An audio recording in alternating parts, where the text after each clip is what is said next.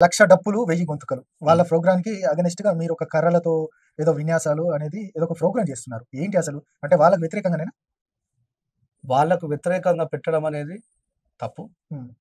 ఎవరికుండే స్వేచ్ఛ వాళ్ళకున్నది. హ్మ్. నేను ఇప్పటికి చాలా సందర్భాల్లో చెప్పినా, హ్మ్. నా మాదిగ సామాజిక వర్గానికి ఆళ్ళు డప్పు కొట్టడం అయితే నాకిష్టం లేదు. హ్మ్. ఎందుకోసం అంటే ఇప్పుడు ఎందుకోసం కొట్టడం మళ్ళా 3000 సంవత్సరాలు వెనకకి తీసుకుపోవడం ఎందుకని నేను మాట్లాడితే, హ్మ్. అది మా ఆర్ట్ అంటున్నారు. హ్మ్. సరే కొట్టండి.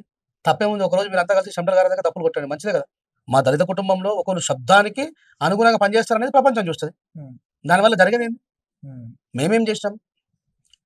కౌంటర్‌లు, రీకౌంటర్‌లు ఇచ్చుకుంటే ఇక్కడ ఆగిపోవాల్సిన అవసరం లేదు కాబట్టి మేము బైండ్స్ ఆఫ్ ప్రోగ్రామ్‌కి పిలుపునిచ్చినాం. హ్మ్. ఫిబ్రవరి హ్మ్. 16వ తారీఖు నాడు.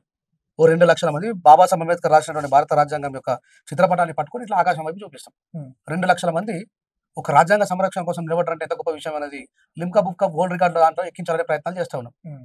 ఇప్పుడు కల్చర్ ప్రోగ్రామ్ చేసుకోవడం తప్పు కాదు. కౌంటర్ ప్రోగ్రామ్ చేసుకోవడం ఇప్పుడు నేనేమంటానంటే, మనం ఏది చేసినా స్ఫూర్తిదాయకంగా ఉండాలి అంబేద్కర్ గారికి.